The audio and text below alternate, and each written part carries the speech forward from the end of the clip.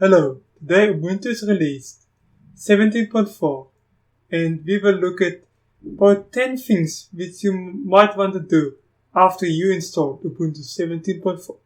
Let's go!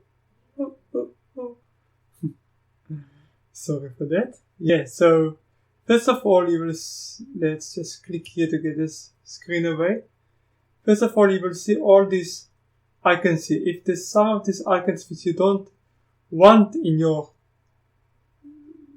launcher, you can just unlock them.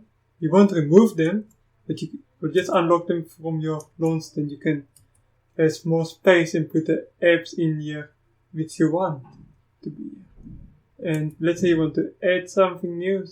Let's say you want to add the terminal, like the command line. And you can just pull it over to any place here where you want it to be. This is like a badge where you can search for files, programs, anything on your computer. So the second thing is always make sure your computer is up to date. Even if it's a fresh install. As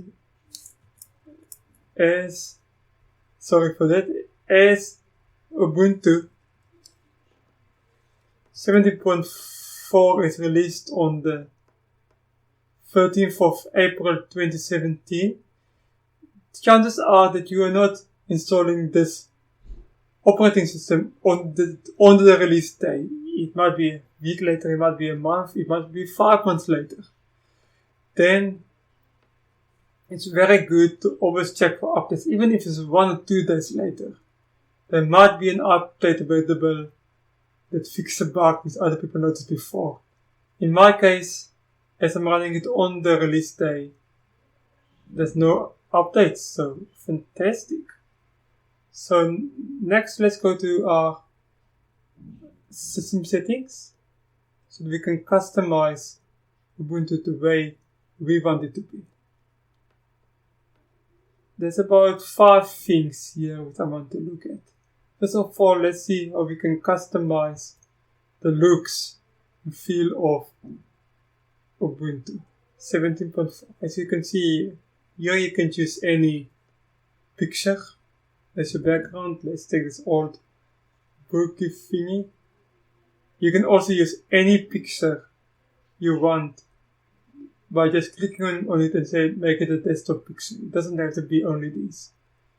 You can also go here and you can also change the theme. It's quite nice. This one I don't really like so much. I'll go back to the default one. Oh, and then also you can, this is for your launcher. You can make it launcher smaller, that you can have more apps, or bigger. So let's have it nice and tight, a bit bigger. If you look at behavior, you can auto-hide this launcher if you want it to disappear. And just you look for it.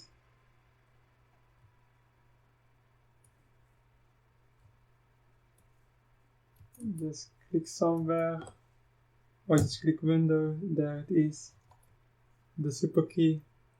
Or you can just turn it off if you are struggling to find it. You can also enable workspaces.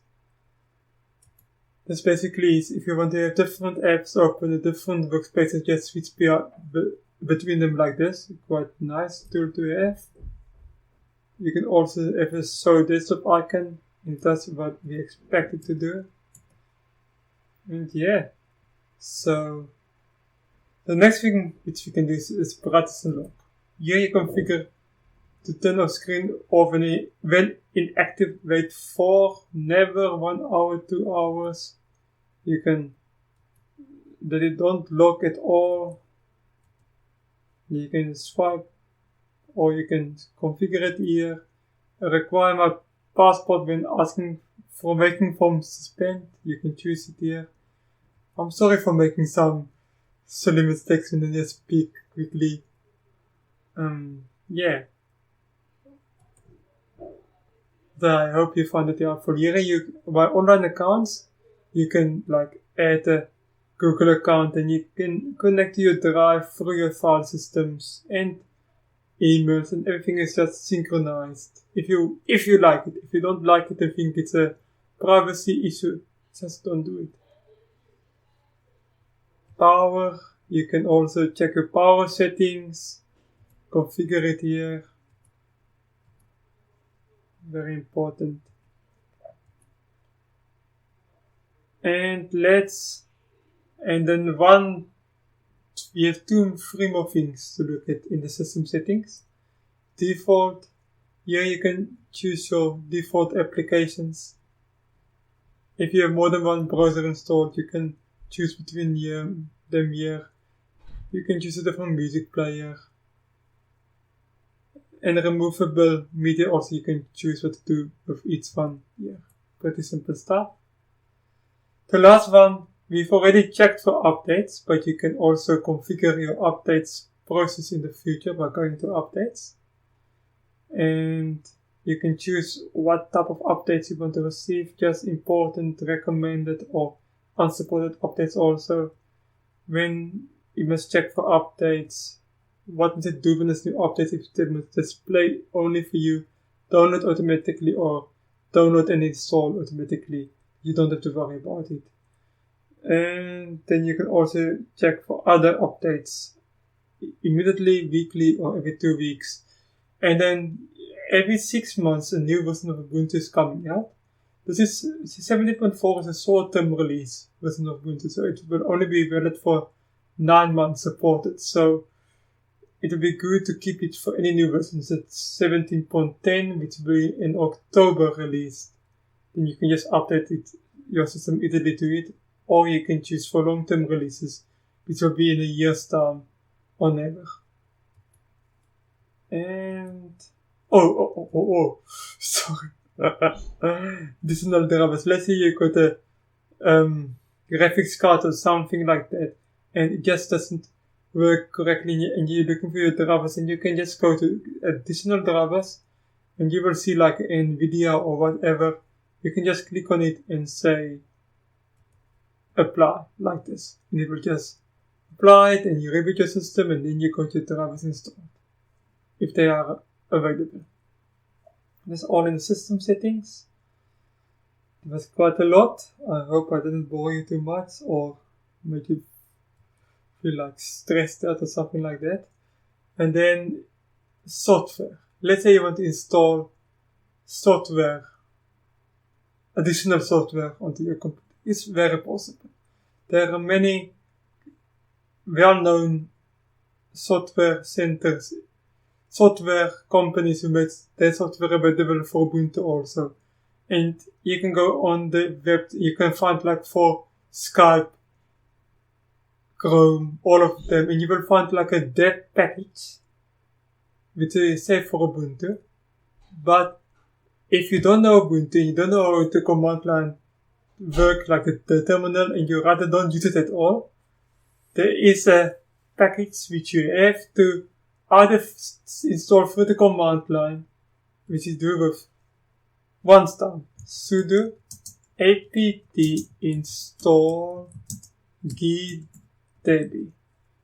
You press enter, type your password, it will look like nothing happens, but it's just a security clause. Press enter, and you can press Y or just press enter, and it will install it. That's all. It will install it once, you don't have to worry about it again, and you will have this nice package available in the future. When you get like a dev package, you can just say open with gdb, and it will take you through the installation process, which is very simple. Ubuntu also got a great software center called GNOME Software Center. It's nice software center, and it's already been the default for a few releases now. It's a bit slow starting up, but it's because we are busy installing a package now, I presume. But yeah, so it's very nice software center where you can also find apps, and you can install it for the software center if it starts up. Doom, doom, doom, doom, doom, doom, doom. Yeah. Let's rather close this and start it again. As you can see, I'm doing it live and there is much quicker. It's not yet there, it's nearly there. And then you can search between all these categories or just apps, and you can install anything you want with just clicking on them. Press install, and there it goes. Type in your password, and it will also install packages. So that's how you can install and remove packages also from here very easily. The last thing I want to look at, because Ubuntu was full in Unity. This is Unity 7, this interface. Unity is just an interface, like this is Unity 7. They were busy making a new one, and about last week, you will be able to find maps here. Mark Shuttleworth, the CEO of Canonical, which is the company behind Ubuntu, has announced that they are dropping Unity and Unity 8, and the default desktop interface from 18.4, which is the next long-term release for 5 years, will be running on GNOME. Nobody's exactly sure yet what it means, but it will be good. And therefore, Ubuntu Unity and Unity 8, which they put a lot of work in, which would have been the next desktop interface, is available on this operating system, 17.4. But it's, according to Ubuntu, a dead project, and I get why they think it's a dead project, and I agree with them. But if you want, but others will continue with both Unity and Unity 8. And I'm sure the normal Ubuntu with features looked will be available as a secondary option like this in the next 18.4 release. But who knows? But if you want to look at Unity 8, just to see what project they were working on, and if you want to look at the other side projects who will work on it, continue to work on it, then 17.4 gives you that option to just look around. I will not go into much details, because if Ubuntu says that project, why would I spend a lot of time on in VirtualBox? It's the first release where it's actually working, but the mouse are whacked up. As you can see, it's not a slow virtual machine or anything. It's just the mouse are confused. But it looks nice, and you can just play around. Yeah, and here's the mouse, much better after one click. So they really put a lot of work in. It's already better than the final beta, much better. And you can just look around and play with it. Yeah, I won't go into much of this, because